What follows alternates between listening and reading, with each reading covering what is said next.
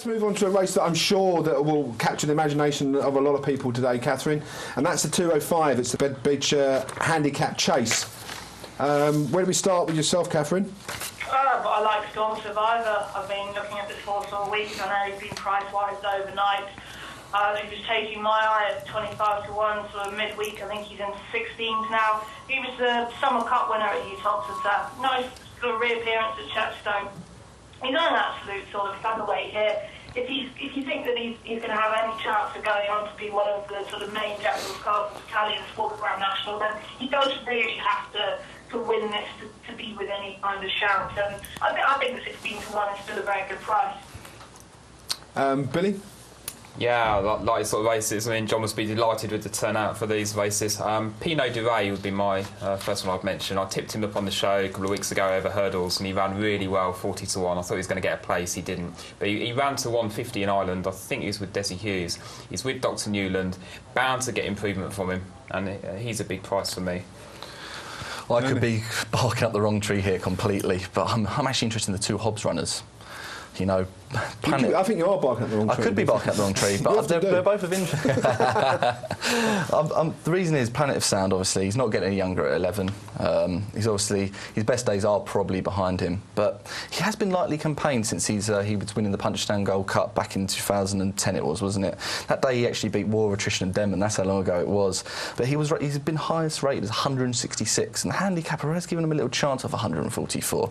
I find it interesting that Richard Johnson has chosen him over Chance de Roy. But yeah, I still have a feeling that Chance de Roy could run well as well. It was obviously second in the top around here in 2012 off a mark of 148. That was behind Course Specialist, Always Waning. He then ran in the top again in April, finishing 9th off a mark of 146. You know, that was won by the Hennessy winner, Trio de Lane. You know, I'm happy to excuse his last run at Cheltenham because it came quite quickly after that race at Aintree.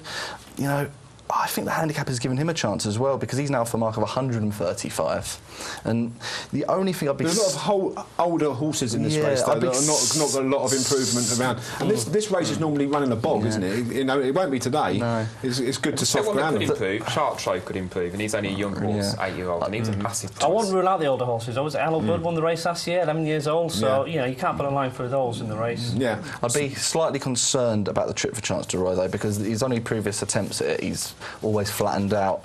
I did like the look of Wickhill, but I'd be put off by the jockey booking. I think it's interesting that Boston's Angel is first time tongue-tied, ex-Jessica Harrington gone to David Pipe, and even Roberto Goldback, the Henderson horse. So without naming every horse, I'm running through what... Let's put a pound on each one of them. No, I know. I'm saying, you know, I'm just giving you a run through the runners. Yeah. Roberto Goldback obviously come fourth in that Hot Ascot race where Hobland, Deserbeau won, and obviously Merry King and Trio de Lane. Let's get John's. Well, I think we're all in agreement. We couldn't have the favourite with your money in the race. There wouldn't be much of my money left. Well, that's very true. We'd be looking at shrapnel. But look, he's had 2 goals around the Grand National course. The big fences, he's fallen on both occasions. Yes, albeit in the Grand National, but I couldn't be taking any chances at single figure odds on his own. The only good thing, if you're betting with Betfred today online, we'll give you a double back if he does fall. So you've got that insurance behind your back.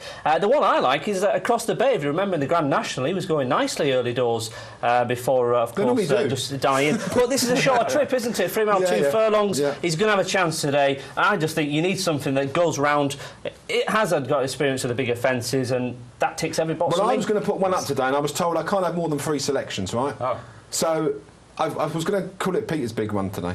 Peter's big one? Mr. Moonshine. Mr. Moonshine. Yes. Priced probably, you know... Any price. Any price you want. But you're going for the Aurora's on-course sort of connections, aren't you? That's what you're looking at. No, I think it'll run well. But anyway... something in that, isn't there, for the let's not forget Catherine, who's hanging on the other end of the phone. Catherine, apart from Storm Survivor, any others, or you're very keen on that? I'd be kind of in... I was interested, Billy mentioned Chartres, though. I actually fancied Chartres a bit for the Kerry National. He got so sort of warm and buzzed up beforehand that kind of blew his chance in the perimeters, really. He jumped well in the main before, just fading out, running out of energy. I think this is just an absolutely fantastic spectacle. I would agree as well that with John there, that Across the Bay was going as well as any before his stamina sort of gave out in the Grand National. If you sort of wind it back to the 3 mile, 2 mark, the way he was jumping there, you'd have to give him a shout. I think if Storm Survivor takes to the fences, then he is definitely my selection. Your selection, Catherine, is Storm Survivor? It is, yeah. Billy?